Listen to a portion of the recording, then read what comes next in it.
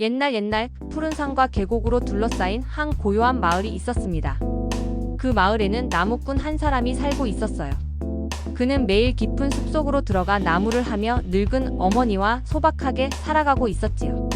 성실하고 순박한 나무꾼이었지만 그는 늘 가슴 한편이 허전했습니다. 그는 가끔 마을 사람들이 이야기하는 선녀 이야기를 떠올리곤 했어요. 구름을 타고 내려오는 선녀들은 도대체 어떤 모습일까? 정말 그런 존재가 세상에 있는 걸까? 그는 상상 속 이야기처럼 느껴지는 그 이야기가 왠지 마음을 뒤흔드는 듯 했어요.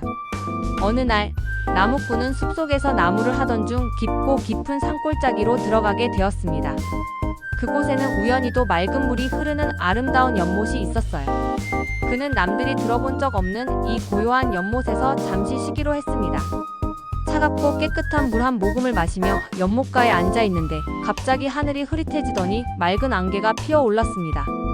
그리고 믿을 수 없는 광경이 펼쳐졌어요. 구름을 타고 내려오는 선녀들이 보이는 겁니다. 선녀들은 연못 가까이에 내려앉아 하얀 날개옷을 벗어두고 물속에서 놀기 시작했어요. 그 모습은 마치 천국의 정취 같았습니다. 나무꾼은 한참 동안 꿈인가 생시인가 싶어 멍하니 바라보다가 문득 생각이 머리를 스치고 지나갔습니다.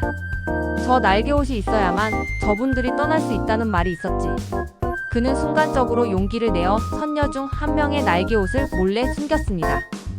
시간이 흘러 놀던 선녀들은 떠날 채비를 하기 시작했어요. 그러나 한 명의 선녀는 날개옷을 찾지 못해 어쩔 줄 몰라하며 아무리 찾아도 떠날 수 없었습니다. 다른 선녀들은 하늘로 올라가고 홀로 남겨진 그녀는 슬픈 눈으로 나무꾼에게 물었습니다. 혹시 제 날개옷을 보지 못하셨나요? 나무꾼은 그녀를 바라보며 조심스럽게 대답했어요. 제가 날개옷을 가져갔습니다. 하지만 당신이 떠나지 않았으면 해서 그랬습니다. 부디 이곳에 남아 제 아내가 되어주시겠습니까?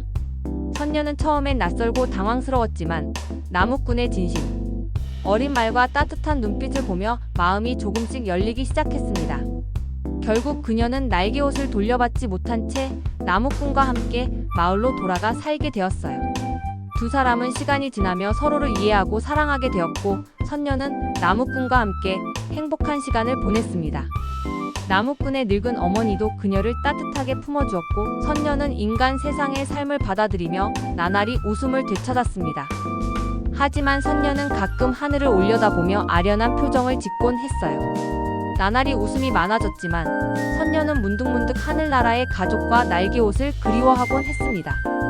그러나 나무꾼과의 사랑과 따뜻한 가정은 그녀를 붙들기에 충분했지요. 그러던 어느 날 선녀는 어린 아들과 마당에서 놀다 우연히 나무꾼이 숨겨놓았던 날개옷을 발견하게 되었습니다. 그녀는 날개옷을 들고 한참을 바라보다가 한숨을 내쉬며 결심을 내렸습니다. 선녀는 날개옷을 입고 돌아가야 했습니다. 그녀는 어린 아들에게 이마에 키스를 하고 나무꾼에게 마지막으로 따뜻하게 작별 인사를 전했습니다. 그러고는 날개옷을 펼치고 하늘로 올라갔지요. 떠나가는 그녀의 모습에 나무꾼은 하염없이 눈물을 흘리며 그 자리에 앉아 결국 소리내어 울었습니다. 하늘과 땅으로 갈린 두 사람의 마음은 멀리서도 서로를 그리워했고 선녀는 밤마다 아들과 나무꾼을 보러 몰래 내려와 잠든 두 사람의 얼굴을 가만히 어루만지며 그들을 지켜보았습니다. 선녀는 밤마다 몰래 내려와 아들과 나무꾼을 지켜보며 눈물 짓곤 했습니다. 나무꾼은 날이 갈수록 깊은 그리움에 잠 못 이루었고 선녀를 다시 만날 수 있을 날만을 기다렸습니다.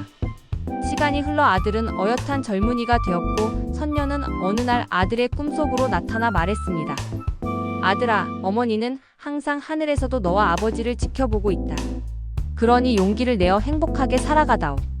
그 후로 아들은 아버지를 위로하며 성실히 살았고 나무꾼은 비록 선녀를 다시 품에 안을 수는 없었지만 그녀의 사랑을 마음속 깊이 간직한 채 세월을 보냈습니다.